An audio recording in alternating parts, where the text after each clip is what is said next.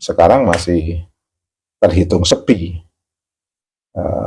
Tamu yang datang sebagaimana tamu harian orang-orang yang punya kepentingan di Masjid Istiqlal. Apalagi Pak Prabowo diperkirakan menurut informasi sementara beliau tidak hadir, dimungkinkan tidak hadir, tapi kita tidak tahu kepastiannya nanti. Oke, itu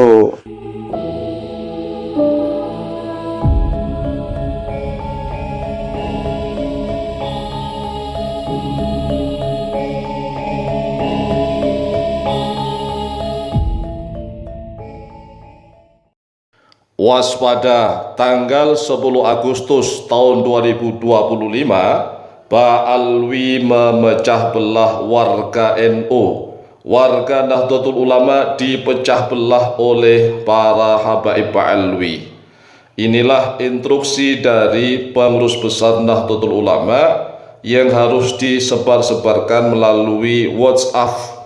Jadi di WA ini saat ini menyebar informasi yang harus diteruskan di beberapa grup WA lagi.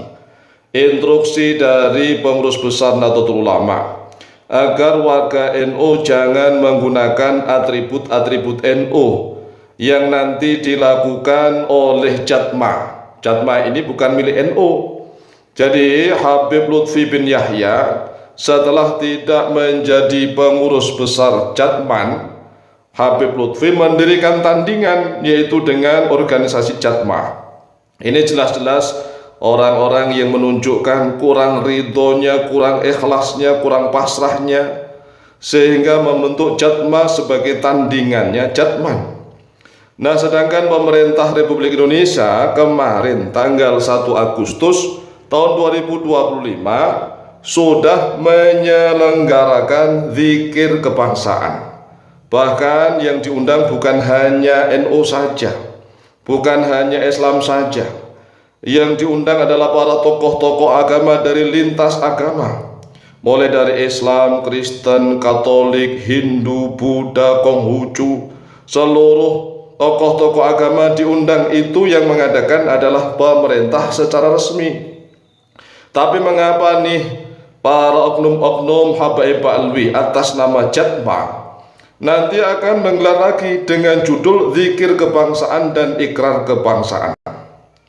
Nah, inilah cara-cara halus untuk memecah belah persatuan dan kesatuan.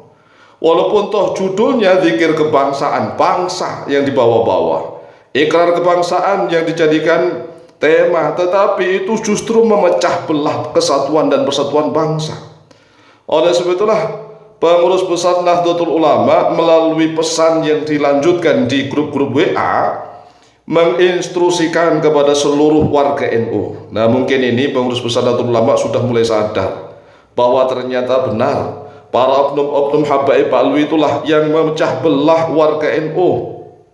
Setelah Habib Lutfi tidak menjadi pengurus Jatman Jam'iyah Ahli Thariqah Al-Mu'tabarah An-Nahdiyah, tetapi setelah itu mendirikan Jam'iyah tandingan, menandingi, jelas-jelas menandingi Jatman, yaitu dengan mendirikan Jatma. Jatma akhirnya adalah Ahlus Sunnah wal Jamaah, tidak An-Nahdiyah. Nah, Jam'iyah Ahli Thariqah Al-Mu'tabarah Ahlus Sunnah wal Jamaah ini semuanya begitu, tidak hanya yang dilindungi oleh NU. Ini berarti kan seolah-olah rebutan medan dakwah, rebutan ahli thariqah yang akan dinaungi oleh Jatmah ataukah oleh Jatman. Coba yang direnungkan, mengatasnamakan ahli thariqah, tetapi mengapa kelakuannya seperti ini? Pantaskah seperti itu? Sedangkan Jatman ini kan yang menginisiasi berdirinya jelas-jelas Nahdlatul Ulama, Jam'iyah Ahli Thariqah Al-Mu'tabarah An-Nahdiyah. Nah, setelah Habib Lutfi tidak menjadi pengurus Jatman, kemudian mendirikan Jam'iyah tandingan yang sama, yaitu dengan nama Jatma tanpa huruf N di belakangnya, karena huruf A di belakangnya itu lebih luas, yaitu Ahlus Sunnah wal Jamaah, tidak hanya NU. Ini adalah upaya-upaya untuk memecah belah bangsa. Nah, kalau para pecinta-pencinta, para mukibin itu masih menuduh PWILS sebagai pemecah belah, mikir doya, mikir direnungkan. PWILS itu muncul gara-gara apa? Coba bayangkan. PWILS muncul itu gara-gara arogansi para habaib alwi yang telah merusak NU selama ini, tetapi para pengurus NU justru tidak pernah berani untuk mengusiknya. Sehingga para kiai NU yang muda, kemudian generasi NU yang muda mendirikan PWILS. Untuk apa? Untuk membela NU, bukan untuk membela siapa-siapa. Sedangkan para habaib alwi kan jelas membela organisasi mereka, bukan membela NU. Coba sekarang mikir, para oknum-oknum habaib alwi itu lebih membela FPI dibela-bela, HTI bahkan dibela-bela, lebih membela RA-nya, Robitoh Alawiyahnya. NU itu hanya sebagai selilit, tahu selilit? Selilit itu ya sebagai pencukil sisa makanan yang ada di gigi-gigi itu, di sela-sela gigi. Itu kelakuannya para oknum-oknum habaib alwi, walaupun tidak semuanya, tetapi rata-rata begitu. Oknum-oknum habaib alwi itu rata-rata menjadikan NU sebagai selilit, ya selilit saja, mencukil-cungkil sisa makanan. Oleh sebab itulah warga NU sudah saatnya sadar, bahkan pengurus besar Nahdlatul Ulama saatnya sadar. Memang zikir kebangsaan itu sudah sejak zaman Jokowi sudah ada, bahkan diadakan di istana. Ya, diadakan istana, dan kami juga pernah diundang, tapi kami nggak pernah datang ya. Kenapa? Itu rahasia kami. Nah, sekarang ini ada lagi zikir kebangsaan yang dilakukan oleh Presiden Prabowo Subianto. Dan tanggal 1 kemarin sudah diadakan. Itu lintas agama mereka hadir bersama. Nah, nanti tanggal 10 ada lagi yang dipromotori oleh Jatma.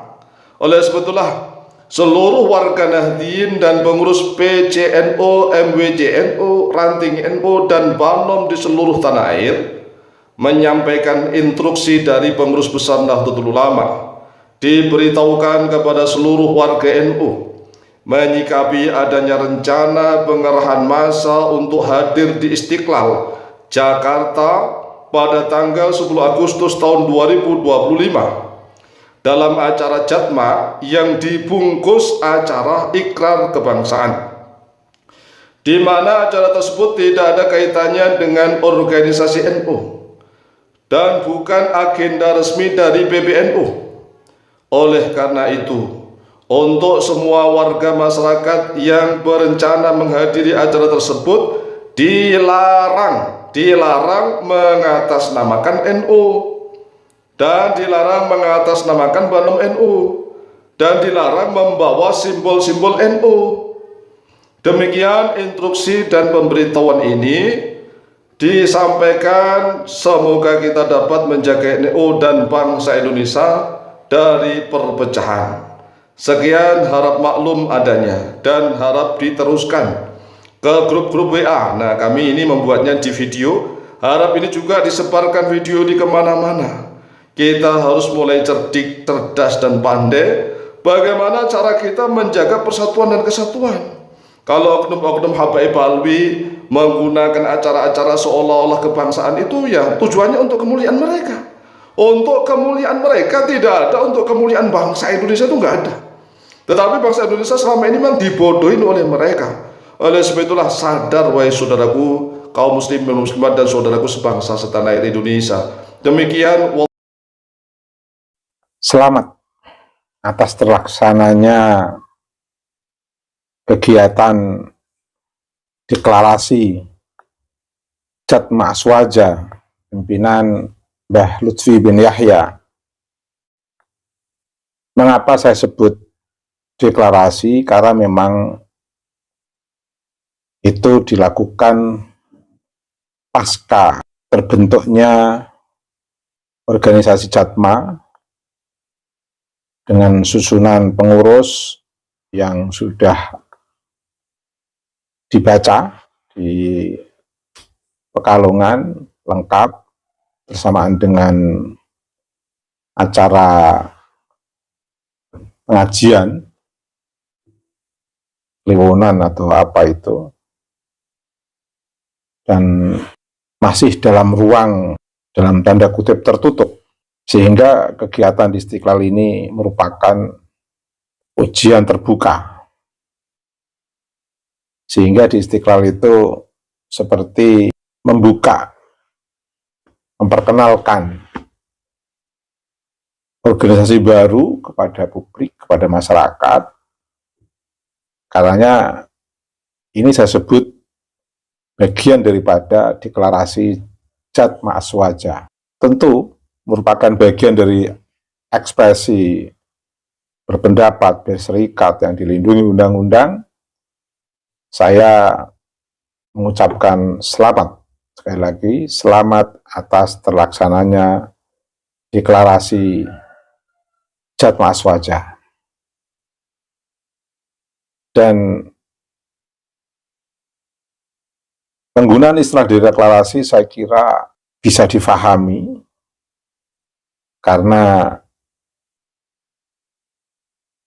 tema yang dibuat saya kira itu sebagai sebuah simbol kebangsaan, nasionalisme, zikir kebangsaan. Itu saya husnuzon, bagian daripada bentuk nasionalisme Mbah Lutfi bin Yahya, dan diharapkan semua yang tergabung dalam organisasi Jat Ma'aswaja ini memiliki komitmen atau sikap nasionalisme yang tinggi terhadap bangsa dan negara Indonesia ini. Karena itu sebenarnya zikir kebangsaan itu sebenarnya sebagai sebuah penyederhanaan tema kegiatan, sebagai sebuah bahasa yang lembut, menjaga hati barangkali dari pihak-pihak yang dalam tanda kutip tidak berkenan dengan adanya istilah deklarasi, sehingga menyebut dengan istilah zikir kebangsaan. Alasan yang lain, masyarakat memahaminya ini bukan sebagai sebuah kegiatan politik, tapi sebagai sebuah kegiatan keagamaan melalui proses keberagamaan yang diciptakan oleh Mbah Lutfi bin Yahya dan yang tergabung dalam organisasi ini. Sehingga nuansa religinya terasa. Kalau dengan sebutan deklarasi itu kan sangat politis, dan publikasi teks di ruang publik itu juga akan dipahami secara politis oleh masyarakat luas.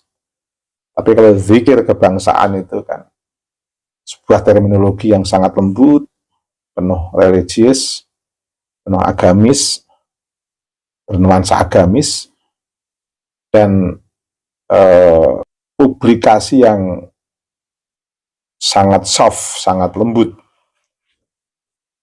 Tetapi semua pun pada akhirnya akan memahami kesuksesan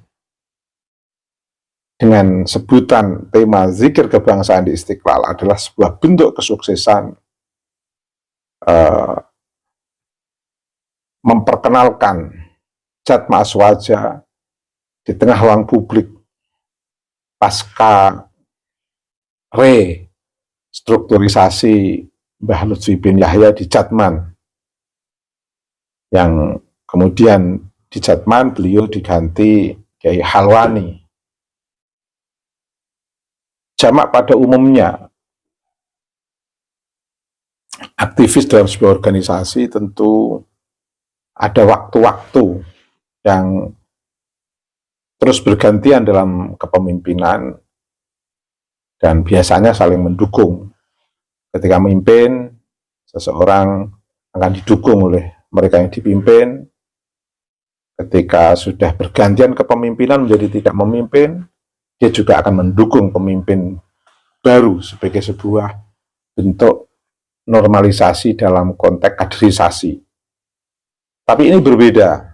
Setelah tidak di Jatman, beliau mungkin karena masih kuat untuk membuktikan energisitas beliau yang masih memungkinkan untuk memimpin organisasi, sehingga perlu kesibukan-kesibukan yang signifikan terhadap energisitas Mbah Lutfi bin Yahya yang sangat kuat itu, kemudian membuat Jatma Aswaja. Ini kalau dipahami dengan perspektif husnuzon, atau secara langsung bentuk perspektif husnuzon saya terhadap fenomena Mbah Lutfi sebagai pemimpin Jatman yang kemudian diganti oleh Mbah Halwani, dan beliau mendirikan baru Jatma Aswaja, karena dalam perspektif husnuzon saya ada kesempatan yang memang masih memungkinkan terkait dengan kondisi kesehatan dan energisitas beliau yang masih alhamdulillah masih baik, masih kuat itu. Dan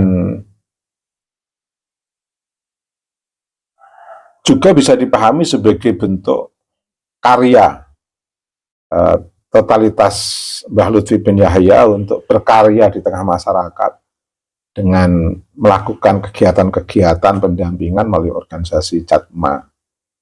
Itu setidaknya yang bisa saya pahami dari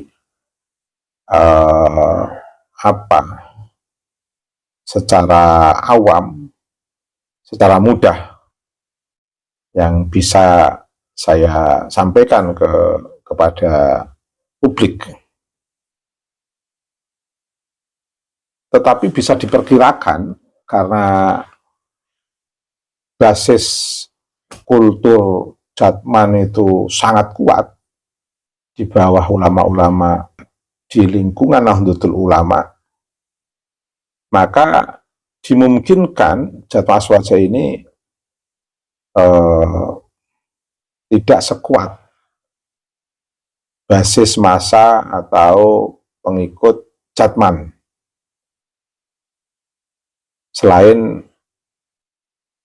banyak ulama-ulama di lingkungan Nahdlatul Ulama yang lebih menjaga komitmen untuk mengikuti Mbah Hasyim Asy'ari, menjaga komitmen untuk menjaga institusi mulia yang didirikan oleh para ulama-ulama besar yang betul-betul menanamkan nilai-nilai Ahlussunnah wal Jamaah dan menjaga core value kearifan local wisdom yang sudah terbentuk kuat di lingkungan Nahdlatul Ulama. Saking kuatnya core value, nilai-nilai dasar yang membentuk local wisdom para kiai di lingkungan Nahdlatul Ulama dan membentuk perspektif ideologi Ahlussunnah wal Jamaah yang kuat di lingkungan para kiai di lingkungan Nahdlatul Ulama. Saking kuatnya itu, pengurus NU itu ibarat seperti seorang pemimpin yang diperlukan untuk sementara waktu dengan cara bergantian, sehingga ibarat pemimpin ini diganti yang lain tetap akan jalan. Sehingga dengan kuatnya kultur atau tradisi masyarakat Nahdliyin, ketika pemimpinnya berganti atau ada hal-hal yang perlu dikritisi, NU tetap masih kuat. Nah, kepemimpinan itu adalah proses pengelolaan sistem saja, yang sebenarnya sistem yang berlangsung dalam organisasi Nahdlatul Ulama sudah mengakar, sudah berjalan, dan sudah betul-betul memiliki akar yang kuat di tengah masyarakat. Sehingga kepemimpinan itu di NU itu proses pengelolaan sistem saja, pengelolaan sistem secara formal, tapi sistem secara informal itu telah membentuk akar kultur yang sangat kuat yang nggak bisa digoyahkan oleh oleh yang lain. Sehingga ketika misalnya Mbah Lutfi keluar dari Jatma dan mendirikan Jatma, masyarakat atau kiai di lingkungan Nahdlatul Ulama dan para jamaahnya atau warga Nahdliyin tetap akan kuat berada di bawah kepemimpinan Jatma.